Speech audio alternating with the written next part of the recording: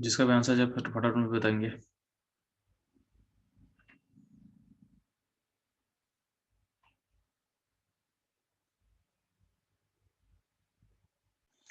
तो इस क्वेश्चन में ध्यान देना, इस क्वेश्चन में क्या बोला होगा कि दो अलग रिलेशन है, दोनों का कांस्टेंट K1 एंड K2 है, ठीक है, और दोनों का जो उस रिलेशन का जो K1 K2 का जो रेशियो है वो दिया होगा, K1/K2 का वैल्यू कितना दिया होगा आपको, 1/9 दिया हुआ है, ठीक है, और बोला है दोनों का अल्फा सेम है, दोनों का अल्फा सेम है, ठीक है। तो दोनों का टोटल प्रेशर का रेशियो पूछा है आपको, यानी PT1 PT2 का रेशियो पूछा आपसे, ठीक है, ये आपको निकालना है, तो ध्यान में दोगे।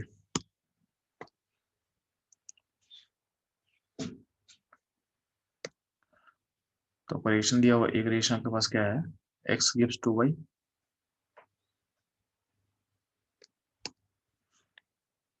ऑपरेशन है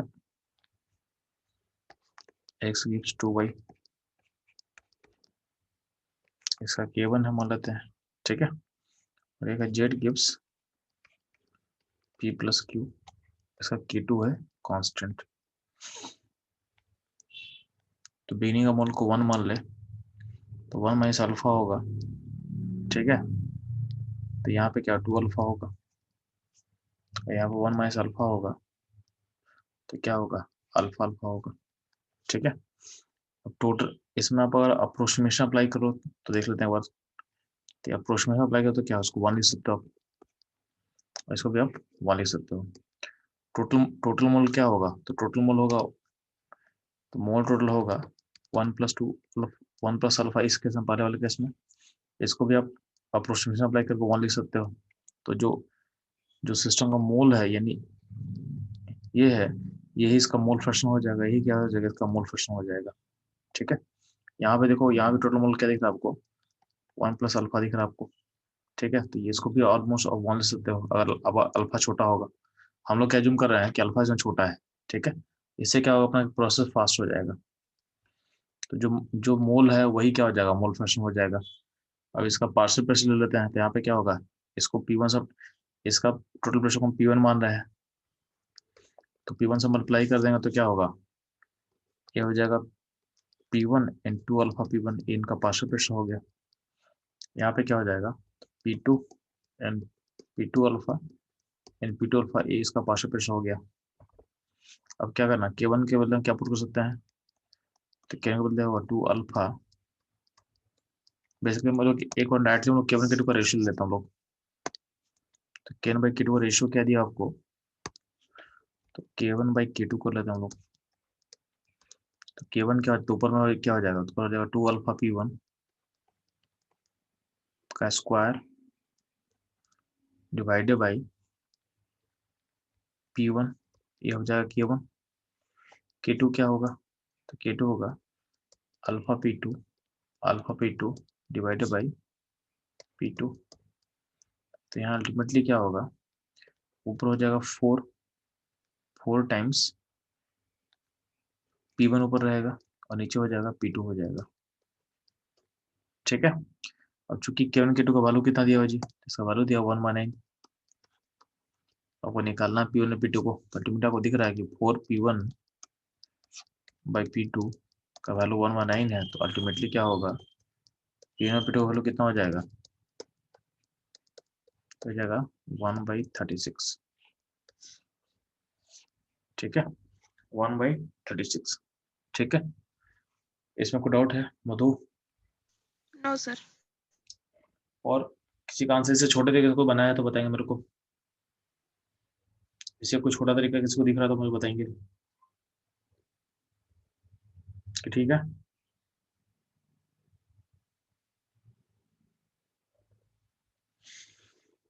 ठीक, तो ये हो गया। नेक्स्ट डाउट आप लोग का जो है,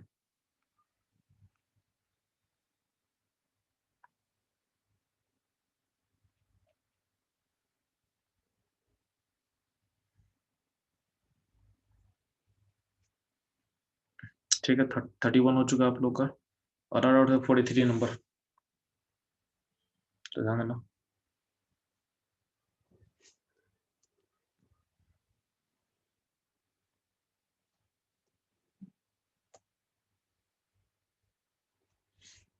तो फटाफट बाकी लोग बताएंगे इसका आंसर क्या होगा जी। 44 43 का आंसर क्या होगा?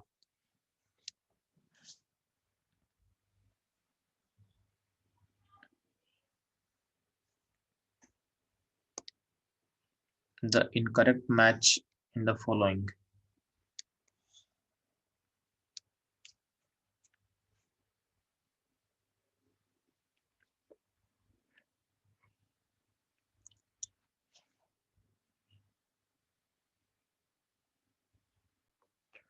तो ध्यान में चलो, इस क्वेश्चन में क्या दिया हुआ है, इस क्वेश्चन में आपको डेल्टा जी नोट और के का रिलेशन का क्वेश्चन पूछा होता है। आपको पता है कि डेल्टा जी और के का रिलेशन क्या होता है? तो delta G not equal to minus, यानी माइनस आर टी लॉन क्या होता है आपको पता है, ठीक है। आपको ये पता होना चाहिए, जो के है, के कांस्टेंट होता है और इसका वैल्यू 0 से बड़ा होता है हमेशा, ठीक है। यानी जो, ठीक है, तो ये ऐसा चीज होगा। अब ध्यान देना, तो अगर हम बात कर रहे हैं कि डेल्टा कौन सा इनकरेक्ट मैच होगा, ठीक है, तो अब देखो ये वैल्यू तो सही हो रहा है, ये वैल्यू क्या होगा, ठीक है। और के वन से बड़ा होगा, तो के वन से बड़ा पुट करो तो क्या होगा, लॉन के पॉजिटिव होगा, तो उसके इसमें डेल्टा जी निगेटिव होगा, ये भी सही है। थर्ड देखोगे तो थर्ड में के और वन से छोटा होगा, तो के वन से छोटा होगा, लॉन के क्या होगा, लॉन के निगेटिव होगा, तो डेल्टा जी पॉजिटिव होगा, ये भी सही है। तो ऑप्शन डी जो है इनकरेक्ट है, ठीक है। ऑप्शन डी है जो इनकरेक्ट है।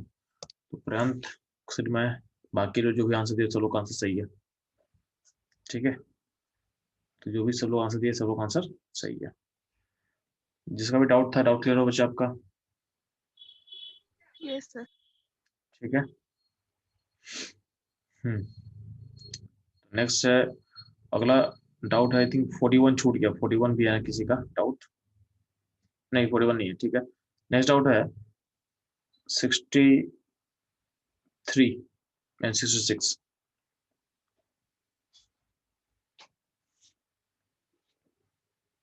63 एंड 66।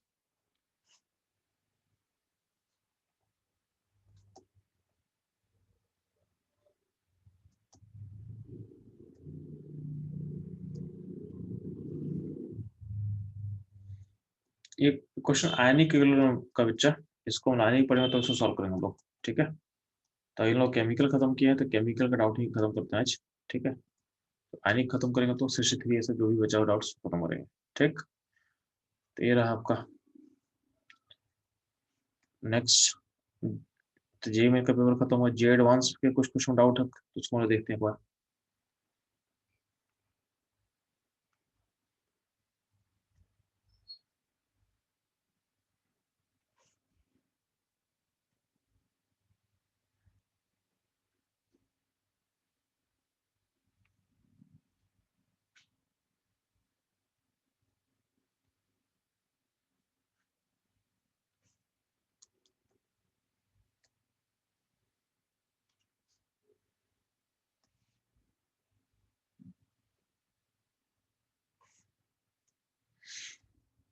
हम्म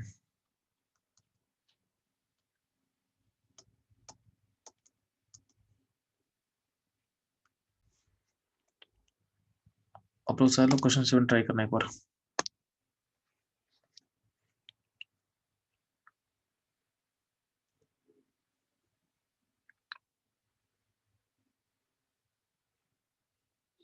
जल्दी अपना आंसर बताएंगे।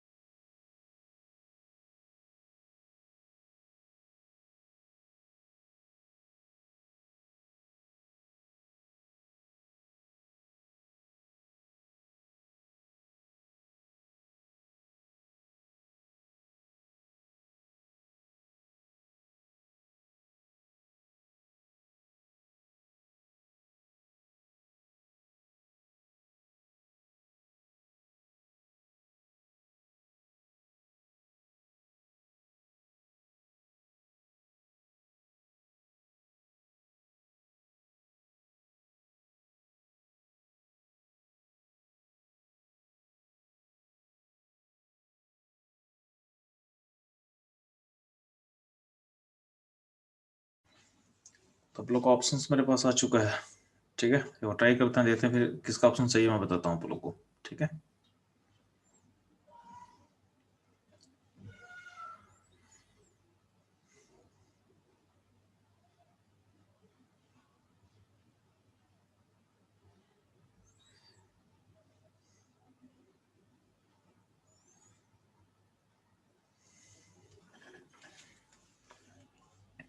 तो ध्यान है ना, जिसका भी डाउट था,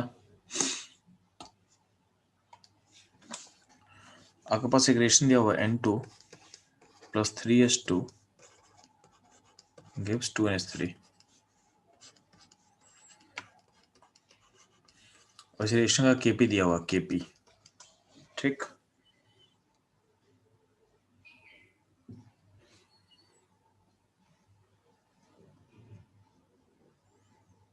ठीक है, उसके क्या दिया हुआ था, आपका प्योर अमोनिया है, उसको उसको लिया है सिस्टम में, ठीक है। आपको प्योर अमोनिया लिया गया है, तो ध्यान देंगे, यानी बिगिनिंग का प्योर अमोनिया लिया गया था, और अमोनिया से बाकी N2 + 3s2 बनेगा। तो हम क्या करते हैं, निश्लेषण को रिवर्स ले लेते हैं, यानी उसको उल्टा कर लेते हैं। तो आपके पास 2n3 हो गया, गिव्स N2 + 3s2 हो जाएगा, और इसका क्या हो जाएगा, ये हो जाएगा 1/Kp हो जाएगा, ये हो जाएगा 1/Kp, ठीक है। तो आप लियो प्योर अमोनिया, ठीक है। और हमसे पूछा क्या गया है, हमसे पूछा क्या गया क्वेश्चन में,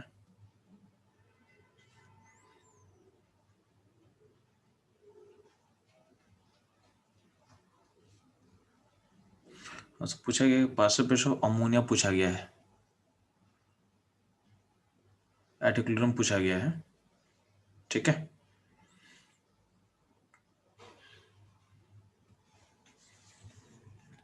तो अमोनिया का पार्शियल प्रेशर क्या होगा इक्विलिब्रियम पे, ये पूछा गया मेरे से, ठीक है। एज्यूमिंग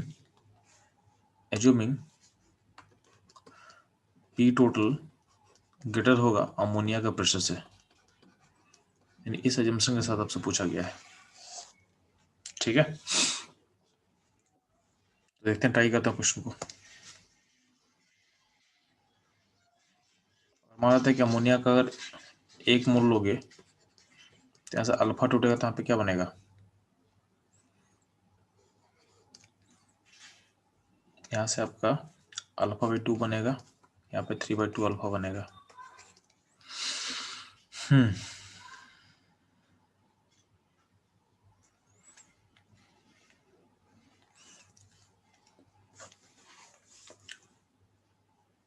अब इसमें अगर हम लोग मोल फ्रैक्शन निकाल के पीटी से मल्टीप्लाई करें, क्योंकि हमको यहाँ पे क्वेश्चन में पी टोटल दिया हुआ है सिस्टम का, तो अगर हम इसमें इसका कोई छोट 1 सेकंड रुक जाना,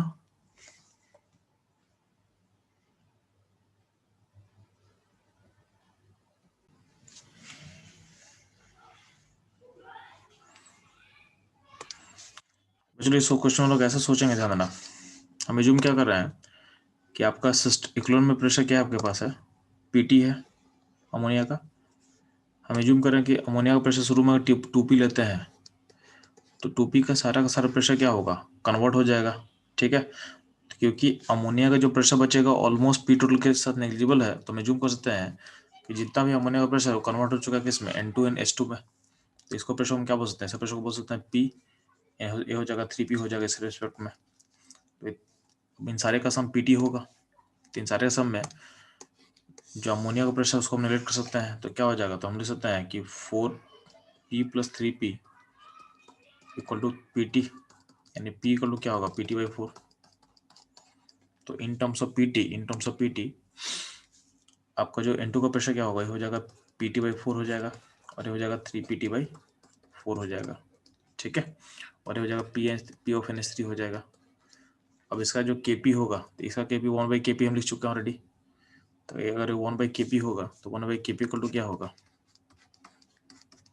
तो P(N2) × P(H2) का पावर 3 होगा, डिवाइडेड बाई क्या होगा, P ऑफ अमोनिया का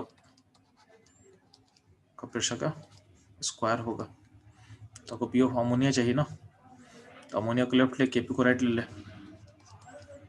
ऑफ अमोनिया को लेफ्ट ले लिया हम, तो इसका स्क्वायर लेफ्ट हो गया, और केपी राइट करेंगे तो केपी राइट हो गया, इनटू पी ऑफ N2 कितना है, तो PT/4 है, और पी ऑफ S2 कितना है, तो पी ऑफ S2 है का पावर 3 है, तो 3PT/4 है, यानी क्या हो जाएगा, ये का इसका क्यू लिया हुआ ना, तो हो जाएगा ऊपर में 3/4 PT का क्यू होगा। ठीक है, अब ध्यान देना, अब ये पी ऑफ NH3 का स्क्वायर है, तो आपको पी ऑफ NH3 निकालना है, तो पी ऑफ NH3 क्या हो जाएगा, तो Kp का पावर यहाँ पे हाफ होगा, इंटू यहाँ पे PT/4 है, उसका पावर भी क्या होगा, हाफ होगा, और यहाँ पे 3/4 PT का पावर क्यू था, तो ये 3/2 हो जाएगा, ये हो जाएगा 3/2 हो जाएगा। अब इसको सॉल्व कर ले, तो सॉल्व करेगा, ऑप्शन देते हैं, कोई कौन सा ऑप्शन मैच करेगा अपने पास,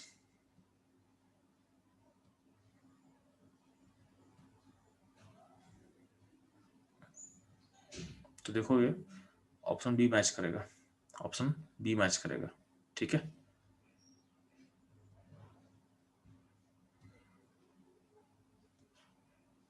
ठीक है, सॉल्व करेंगे तो ऑप्शन बी आपका मैच करेगा, ऑटोमेटिक क्या हो जाएगा, 3 का पावर 3/2 है, एक सेकेंड, केबी का पावर हाफ हो चुका है, पीटी का पावर स्क्वायर होना चाहिए मेरे हिसाब से, ऑप्शन देख लेते हैं एक बार, पीटी का स्क्वायर है,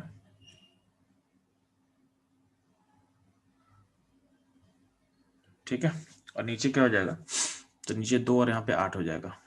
ठीक है,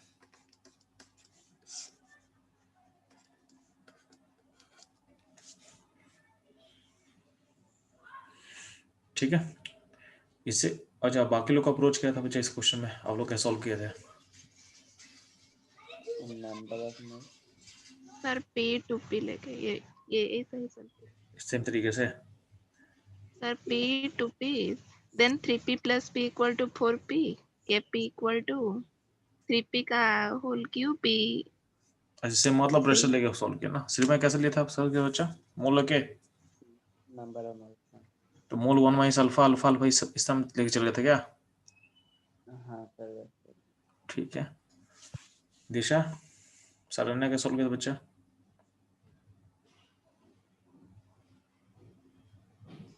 अल्फा लेके। अल्फा लेके, अच्छा कौन सा छोटा अप्रोच लग रहा है आप लोग को, अल्फा की, सर ये वाला। सर ऑलमोस्ट सिमिलर है क्योंकि मैंने अल्फा को एज्यूम कर लिया था वेरी लेस, तो वैसे ही हो गया। अच्छा अल्फा वेरिएबल एज्यूम करोगे, तो अल्फा वेरिएबल एज्यूम करने मतलब फिर रेशियो को रिवर्स लिखे थे कि ऐसा रेशियो को ऊपर वाला फॉर्म में लेके चले गए थे इस तरीके से, नहीं सर, नहीं रेशियो को रिवर्स कर दिए थे,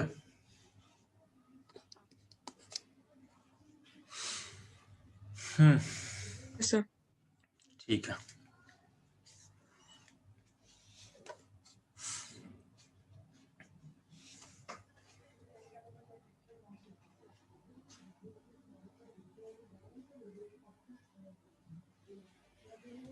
चलो नेक्स्ट क्वेश्चन उठाते हैं,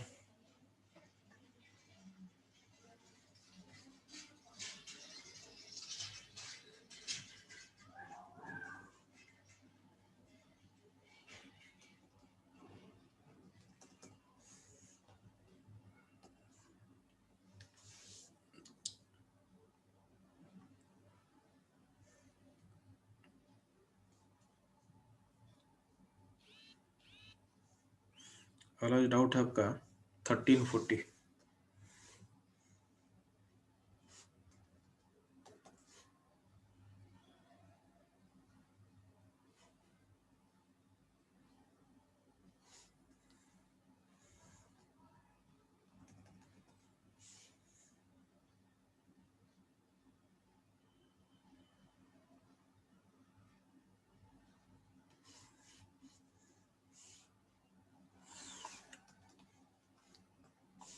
ये ध्यान देना,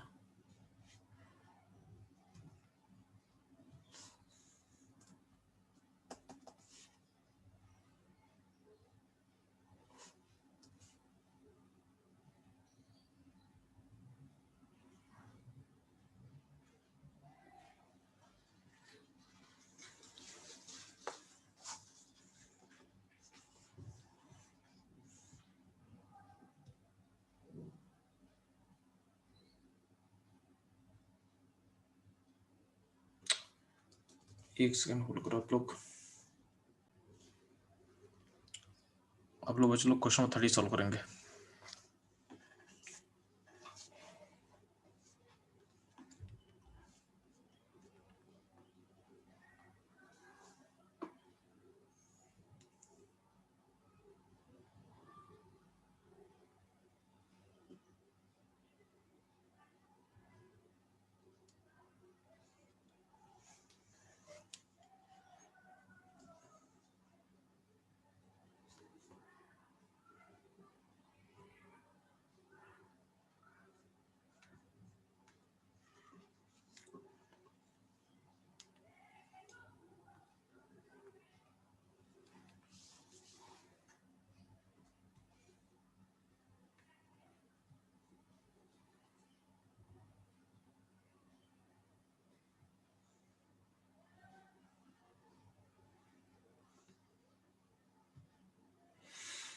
जल्दी से आंसर देंगे 30 का।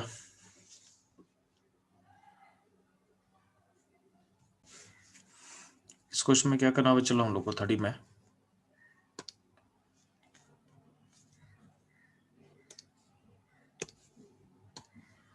तो क्वेश्चन 30 में ध्यान दोगे, जो आपका मिथाइल एस्टेट का कंसंट्रेशन 1 लिया हुआ है और एक बार जो उसमें जो H+ है कैटलिस्ट यानी एसिड जो है H+ देने वाला है, ठीक है, एसिड आपको H+ देने वाला है।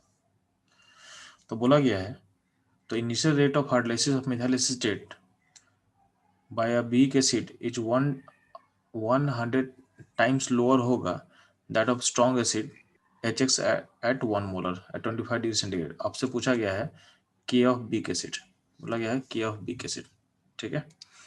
ध्यान देना आपके सामने एक एस्टर है, ठीक है, तो एस्टर का हाइड्रोलाइसिस करने ध्यान देना।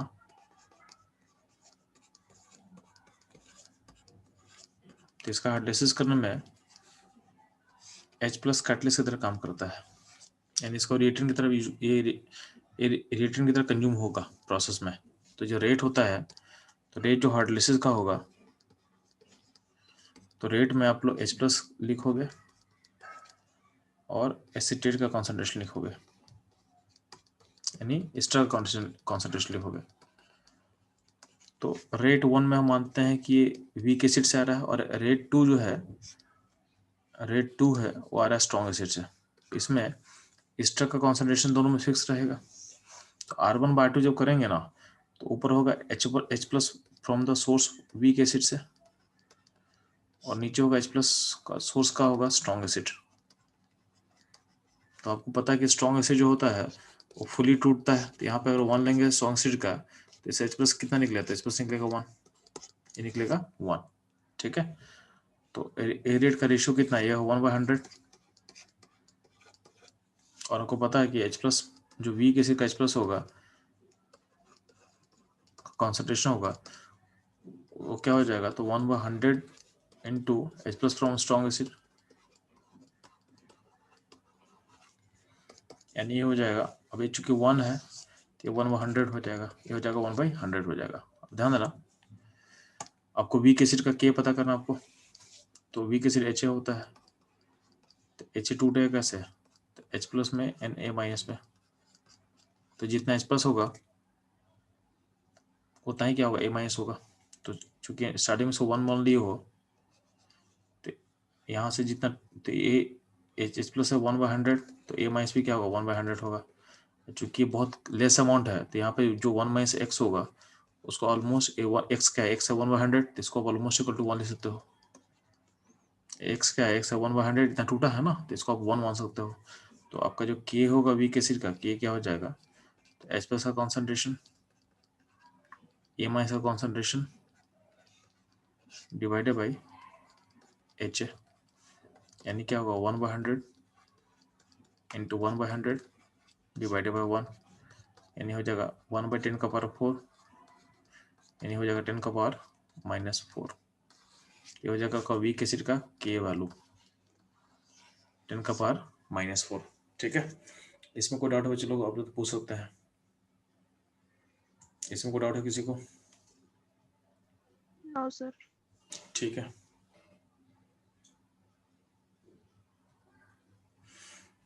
तो 37 में आएगा। 40 को देख लेते हैं, फिर 13, 28, 20 इसमें भी कुछ लोग को डाउट्स है, और एक क्वेश्चन अच्छा है, इसको देख लेंगे हम लोग। तो पहले बाकी खत्म कर लेते हैं, उसके बाद हम लोग मूव करेंगे हम लोग 28 नंबर 29 नंबर पे, ठीक है।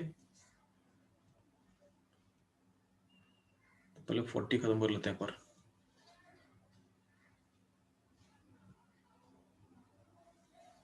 अच्छा, 40 ट्रू फॉल्स है। The catalyst make reaction more exothermic, statement क्या होगा जी? तो स्टेटमेंट होगा ये फॉल्स।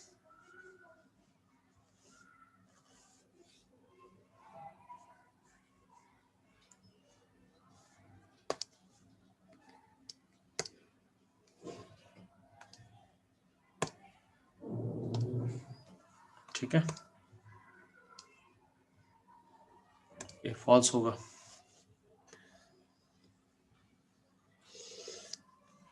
क्यों फॉल्स होगा? क्योंकि आप लोग अगर हल्का भी काइनेटिक्स का नॉलेज होगा तो आप लोग पढ़े होगे एक्टिवेशन एनर्जी के बारे में।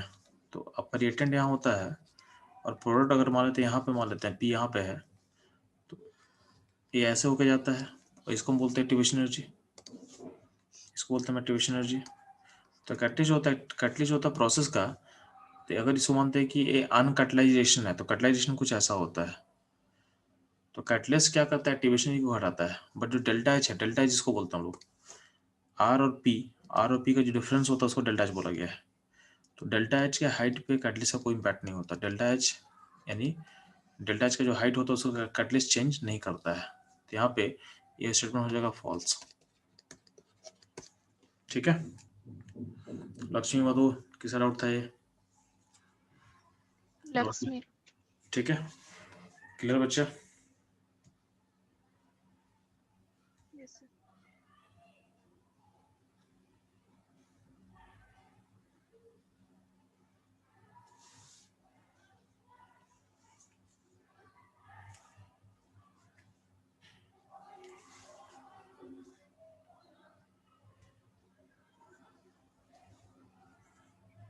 ठीक है, इसके अलावा डाउट्स एक सेकंड और रुक जा।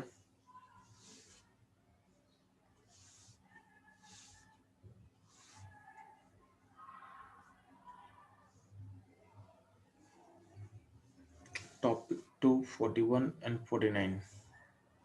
टॉपिक 2 आई थिंक आयनिक क्लोर है, उसको बाद में कवर करेंगे हम लोग, तो उसको हम लोग बाद में कवर करेंगे। ठीक है, आप लोग क्वेश्चन ट्राई करोगे?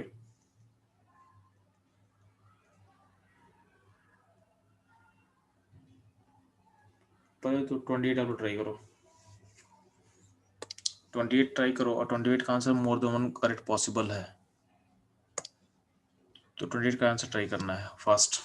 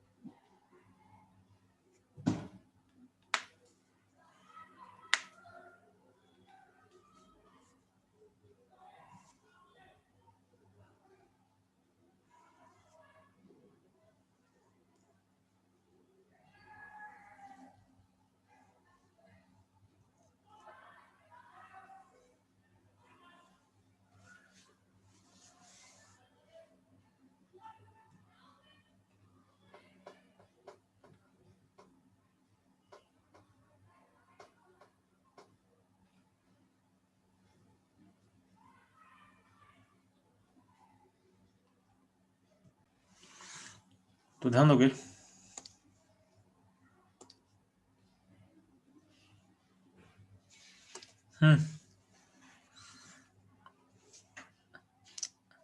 आपके पास दिया क्या हुआ, T2 T1 से बड़ा है, इन टेम्परेचर T2 बड़ा है, ठीक है।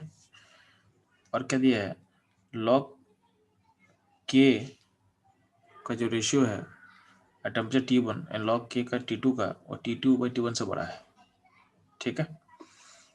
इसका मतलब log K1 का वैल्यू बाय log K2 का वैल्यू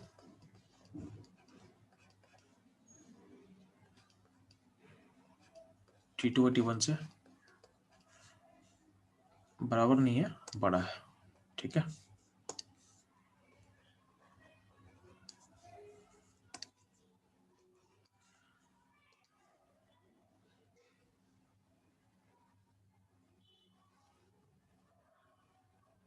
ठीक है। प्लस अब ग्राफ देखो, तो ग्राफ में ध्यान देना, ग्राफ में अगर देखोगे रिएक्टेंट देखोगे तो आप देखो रिएक्टेंट अगर किसी टाइम पे देखते हैं तो टाइम देखो T1 पे अगर रिएक्टेंट कॉन्सेंट्रेशन इतना है तो टाइम T2 पे कॉन्सेंट्रेशन जो है, टाइम नहीं सॉरी टेम्परेचर, ठीक है। तो टेम्परेचर T1 पे कॉन्सेंट्रेशन किसी पॉइंट ऑफ टाइम पे अगर देखते हैं कितना है तो T2 पे टेम्परेचर T2 पे बढ़ गया कॉन्सेंट्रेशन, यानी इसका मतलब क्या है, रिएक्शन आपका बैकवर्ड आ रहा है। आपका टेम्परेचर इंक्रीज करोगे तो रिएक्शन क्या हो रहा है, बैकवर्ड शिफ्ट कर रहा है। दिशा आपका आंसर करेक्ट है, ठीक है। तो ये बैकवर्ड शिफ्ट हो रहा था, ठीक है। सिंपली आप इसको यहाँ से भी कंफर्म कर सकते हो कि किसी भी पॉइंट ऑफ टाइम पे अगर जो T1 का जो कॉन्सेंट्रेशन है प्रोडक्ट का वो घट रहा है और टेम्परेचर बढ़ा रहा हो, इसका मतलब टेम्परेचर बढ़ाने से क्या रिएक्शन बैकवर्ड शिफ्ट हो रहा है, ठीक है। तो बैकवर्ड शिफ्ट होगा, इसका मतलब डेल्टा एच क्या होगा, नेगेटिव होगा। तो डेल्टा एच नेगेटिव कंफर्म हुआ आपके पास, ठीक है। ऑप्शन ए तो होगा, ऑप्शन बी नहीं होगा, ऑप्शन बी नहीं होगा। नेक्स्ट चेक करता हूँ लोग, अब ध्यान देना, तो डेल्टा एच नेगेटिव हुआ, ये अपना कन्फर्म हुआ, ठीक। अब बात करता हूँ लोग डेल्टा जी और डेल्टा एस पे कैसे कमेंट करें हम लोग, तो ध्यान देंगे डेल्टा जी क्या होता है, तो डेल्टा जी नोट को हम लिख सकते हैं माइनस आर टी लॉन के। तो के का वैल्यू पर अगर हम कमेंट कर दें तो मेरा कुछ आंसर आ सकता है। तो ध्यान देना के जो होता है इसे रिलेशन का के है, रिलेशन का के क्या होगा कि जब इक्विलिब्रियम पॉइंट रीच करोगे तो के क्या होगा, P/R का रेशियो होगा। तो देखोगे टाइम के साथ आपका जो इक्विलिब्रियम का कंसंट्रेशन पी का है ऑलमोस्ट ए है, और आपका ए का इतना है, ये वाला है। तो रेशियो देखो तो रेशियो 1 से बड़ा होगा, यानी आप इक्विलिब्रियम का कंसंट्रेशन का वैल्यू पुट करोगे, इन जो लिमिटिंग वैल्यू है उसको पुट करोगे तो ये वैल्यू क्या होगा, 1 से बड़ा होगा, यानी के इक्विलिब्रियम का जो वैल्यू है 1 से बड़ा होगा। अगर ये 1 से बड़ा होगा तो लॉन के क्या होगा, पॉजिटिव होगा। लॉन के पॉजिटिव होगा तो डेल्टा जी क्या होगा, डेल्टा जी नोट क्या होगा, नेगेटिव होगा, ठीक है। तो हम लोग डेल्टा जी नोट को नेगेटिव बोल सकते हैं। तो नेगेटिव बी में है, लेकिन बी तो हम काट चुके हैं, तो मेरे पास सी और इसमें डी हो सकता है, ठीक है। अब हमको कंफर्म करना है डेल्टा एस का साइन क्या होगा, तो ध्यान देना डेल्टा जी नेगेटिव है, डेल्टा एच नेगेटिव है, तो हम डेल्टा एस के साइन पे हम बात करना चाहते हैं। तो ध्यान देना डेल्टा एस का साइन कैसे कंफर्म करेंगे, किसी को आइडिया तो बताएंगे, बाकी हम लोग सोच रहे हैं, बाकी लोग को आइडिया बताओगे डेल्टा एस कैसे सोचेंगे हम लोग।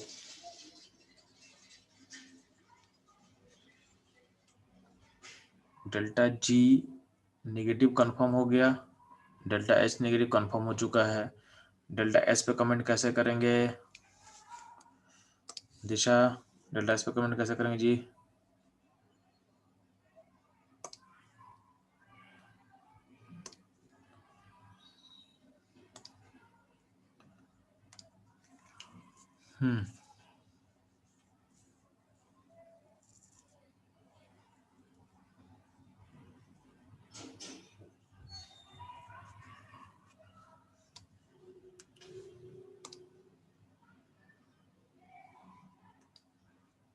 ठीक है, तो चलो तो कम तो ध्यान देना, डेल्टा जी इक्वल टू क्या होता है, delta H minus T delta S होता है।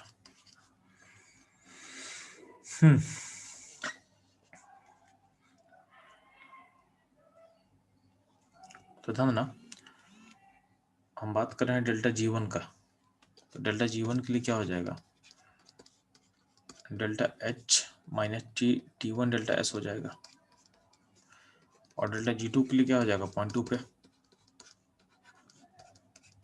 टी डेल्टा एस हो जाएगा।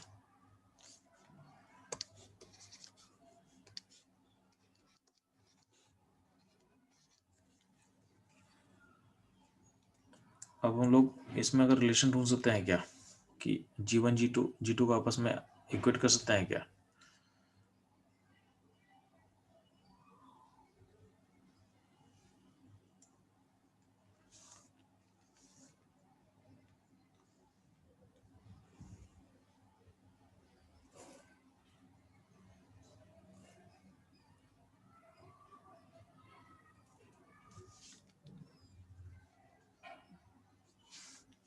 ध्यान देना, डेल्टा डेल्टा जी के लिए क्या होता है वैल्यू, डेल्टा जी नोट के लिए क्या है, माइनस आर टी लॉन क्या होता है, ठीक है। तो यहाँ से यहाँ हमको दिख क्या रहा है, ध्यान देना, तो अगर आप टेम्परेचर बढ़ाओगे तो अब के क्या हो रहा है, के घट रहा है, टेम्परेचर में से के घट रहा है, तो लॉन के भी क्या होगा, लॉन के भी घटेगा, लॉन के घटेगा तो माइनस ऑफ लॉन के क्या होगा, इंक्रीज करेगा, तो डेल्टा जी नोट भी क्या होगा, इंक्रीज करेगा, डेल्टा जी में क्या होगा, इंक्रीज करेगा, ठीक है। ये हम कहाँ से निकाल लेते, इसके लिए इसका कोई ज़रूरत नहीं है, इसका कोई ज़रूरत नहीं है, यहाँ पे इतना सारा लिखने का कोई ज़रूरत नहीं था, यहाँ पे ये रिलेशन लोग इक्वेशन से यहाँ देख सकते हैं कि delta G not equal to minus R T ln के है, तो अगर हम टेम्परेचर बढ़ाएंगे तो के घट रहा है, ये हम लोग निकाल चुके हैं, ये ऑलरेडी हम निकाल चुके हैं, तो ये हमको चाहिए थे, ये हम ऑलरेडी हम इक्वेशन से देख के बता चुके हैं, ठीक है।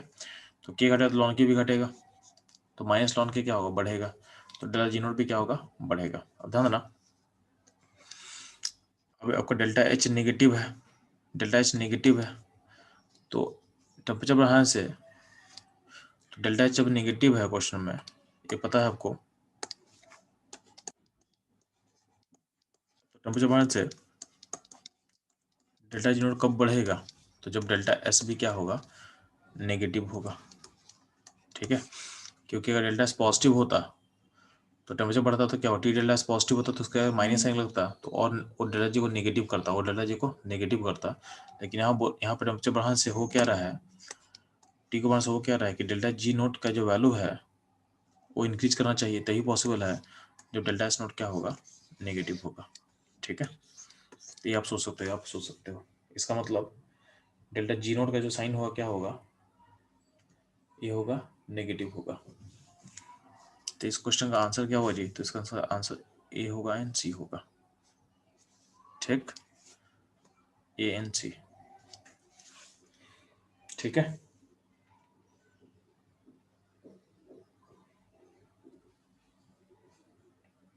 इसमें कोई डाउट है आप लोगों को, बच्चों 28 में, 28 में किसी को डाउट है,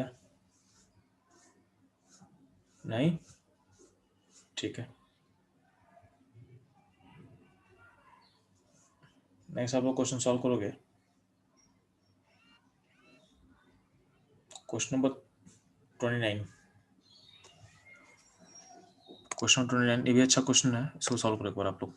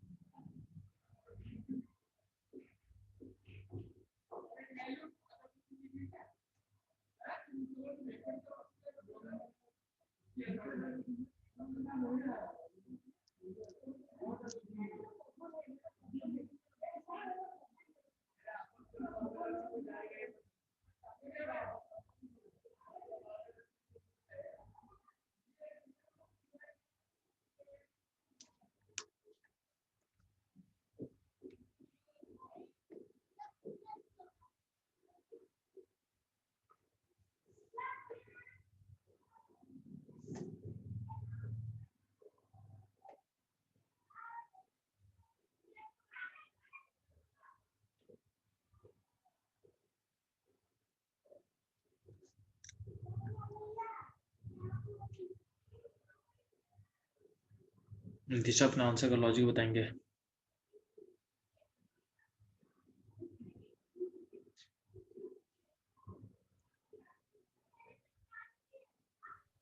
तो लास्ट क्वेश्चन से सिमिलर तो है। सिमिलर है, ठीक है। इसमें तो वैसे ही किया एक्सोथर्मिक है तो जो सेकंड वाला ग्राफ था उसके हिसाब से। ठीक है,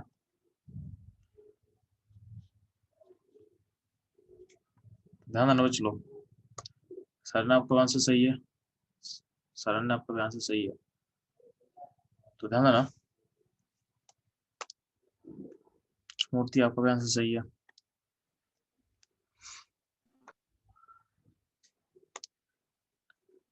तो डेल्टा इज नेगेटिव क्वेश्चन का, ठीक है। और किसी प्रेशर पे टेम्परेचर पे आपको ग्राफ दिया हुआ इल्ड का, टाइम के साथ इल्ड का दिया हुआ, यानी अमोनिया के बनने का, अमोनिया का इल्ड का दिया हुआ, आपको ग्राफ दिया हुआ है। और चूंकि रिएक्शन एक्सोथर्मिक है तो टेम्परेचर बढ़ा हो तो क्या अमोनिया का इल्ड घटेगा कि बढ़ेगा? तो अमोनिया का इल्ड घटना चाहिए, ठीक है। अमोनिया का इल्ड घटना चाहिए, यानी T2 टेम्परेचर पे अमोनिया का इल्ड क्या होगा, कम होगा एज कम्पेयर टू T1, ठीक है। इसके अकॉर्डिंग दो ग्राफ ऐसा है जहाँ पे ये दिख रहा है आपको, तो ऑप्शन जो बी है और ऑप्शन सी है, ठीक है। दोनों जगह क्या टी टू पे जो वैल्यू है वो क्या हो रहा है, डिक्रीज कर रहा है। वो क्या हो रहा है, डिक्रीज हो रहा है, ठीक है। अब बताओ कि बी और सी में से दोनों सही है कि कोई इसमें, क्योंकि ये मल्टीपल करेक्ट आंसर था इसमें, तो बी और सी दोनों को टिक कर ले कि बी को टिक करे कि सी को टिक करे। अब मुझे बताओगे आप लोग, बी और सी में से दोनों सही रहेगा कि एक सही है कोई गलत है, ठीक है। उसका लॉजिक बताओ मेरे को फास्ट।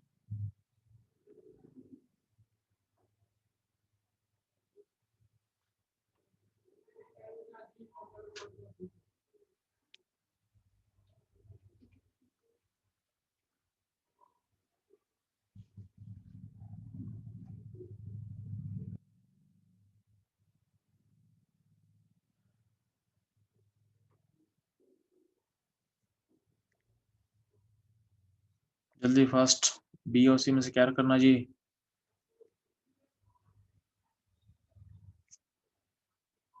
तो रखा जाए,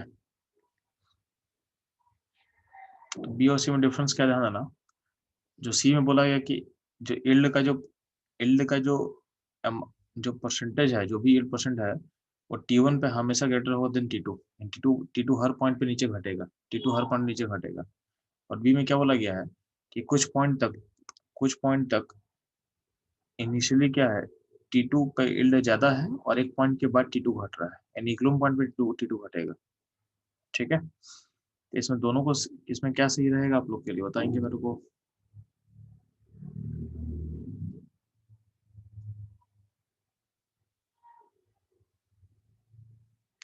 जल्दी फास्ट आंसर करेंगे।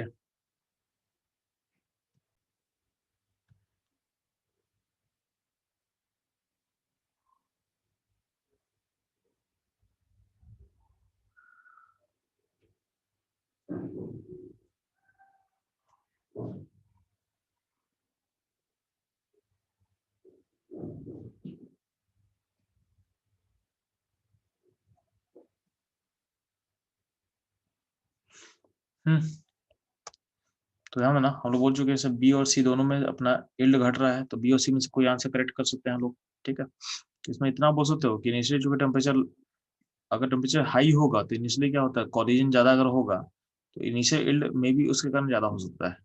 ठीक है, तो इनिशियल, तो हाई टेम्परेचर पे इनिशियल यील्ड ज्यादा होगा, बट जो कि रिएक्शन एक्सोथर्मिक है, तो अल्टीमेटली क्या होगा, जो फाइनल यील्ड का वैल्यू होगा, इक्विलिब्रियम पॉइंट पे जो वैल्यू होगा वो क्या होगा, घटेगा। वो क्या होगा, घटेगा। ठीक है, तो वही है कि इनिशियली आपका यील्ड बढ़ेगा, बट इक्विलिब्रियम पॉइंट पे यील्ड का अमाउंट क्या होगा, घटेगा। तो ऑप्शन क्या होगा, बी होगा। ठीक है, इसको आप लेके चल सकते हो। फिर भी क्या है, फिर भी एक बार सोच लें इसको अच्छे से। ठीक है, तो हम लोग ये बोल रहे हैं कि इनिशियली टेम्परेचर हाई रहेगा तो अमोनिया का फॉर्मेशन फास्ट होगा, तो शुरू वाले टाइम में अमोनिया ज़्यादा बनेगा हाई टेम्परेचर पे, लेकिन जैसे जैसे आप प्रोग्रेस करोगे तो अमोनिया का अमाउंट जो फॉर्मेशन है उसका वैल्यू लो, जो इक्विलिब्रियम पॉइंट जब अचीव करोगे तो उस पॉइंट जो यील्ड होगा वो क्या होगा, कम होगा। वो क्या होगा, कम होगा। ठीक है,